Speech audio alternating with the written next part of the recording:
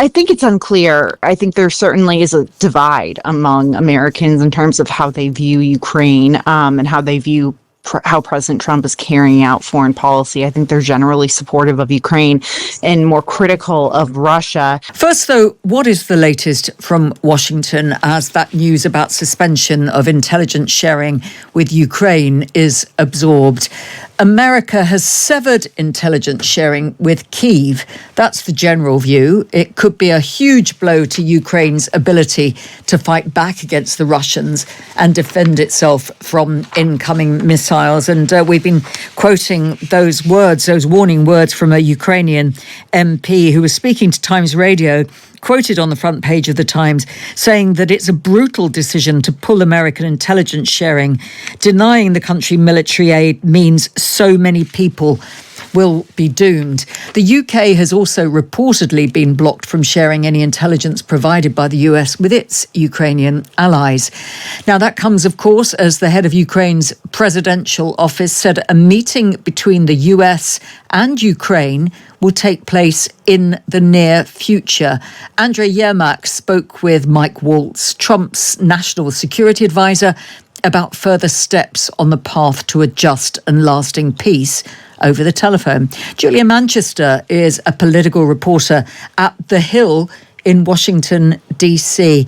Hello to you, Julia. Good evening. And things are moving ever so fast, seems to change every hour. But tell us what we've heard from the White House today. I mean, look, we know that right now there seems to be this pause in intelligence sharing. We think that that could be lifted at some point. We know that President Trump read a letter from Ukrainian President Vladimir Zelensky last night, essentially saying that, he would be willing to resume talks. But right now, things seem to be sort of frozen in place at this point.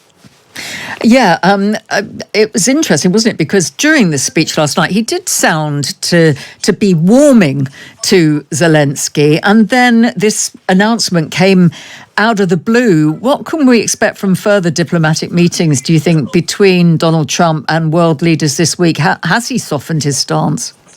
I mean, it's unclear right now because, President Trump, I think, is keeping everyone on their toes. I mean, you have him seemingly softening his stance last night during his address to the nation. But then earlier today, I mean, it seems like he is, sort of being more critical of Zelensky and tamping down on intelligence sharing. So we're getting a lot of mixed signals out of the White House right now. But I will say there are lots of Republicans on Capitol Hill who, while they were critical of President Zelensky and how he approached that meeting in the Oval Office last week, I should say, they still want there to be a relationship with Ukraine. They don't want the U.S. to, be seemingly caving to Russian President Vladimir Putin in any way.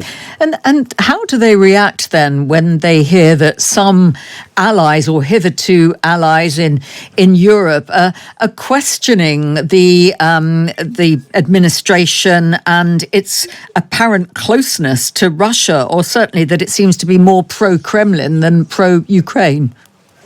Well, look, I mean, they say, and this is coming out of, from some of Trump's closest allies, like, Senator Lindsey Graham, someone who also was an ally to Volodymyr Zelensky.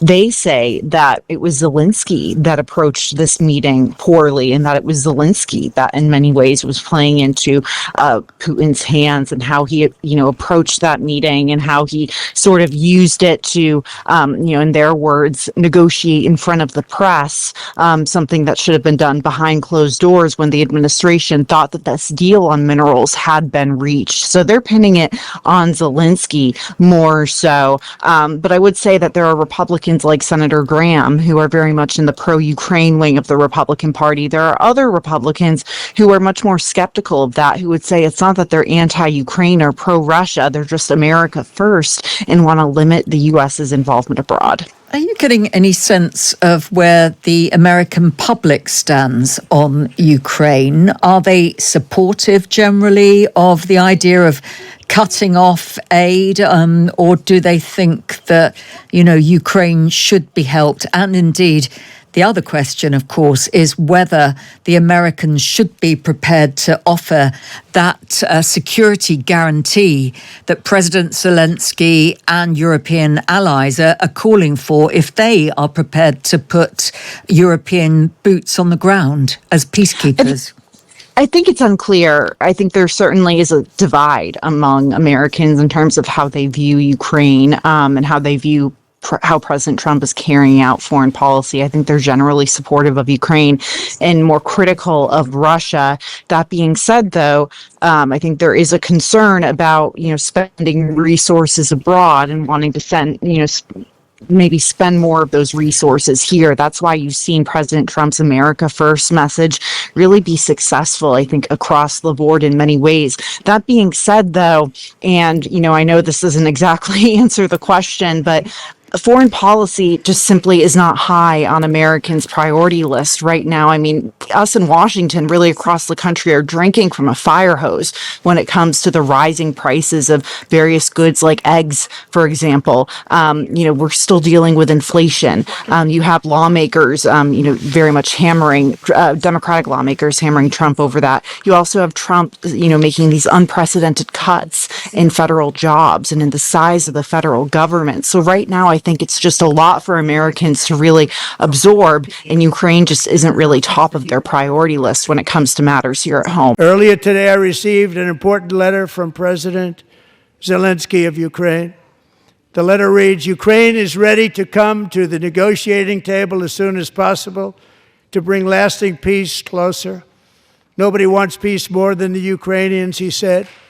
"My team and I stand ready to work under President Trump's strong leadership to get a peace that lasts. We do really value how much America has done to help Ukraine maintain its sovereignty and independence. Regarding the agreement on minerals and security, Ukraine is ready to sign it at any time that is convenient for you." I appreciate that he sent this letter, just got it a little while ago. Simultaneously, we've had serious discussions with Russia and have received strong signals that they are ready for peace.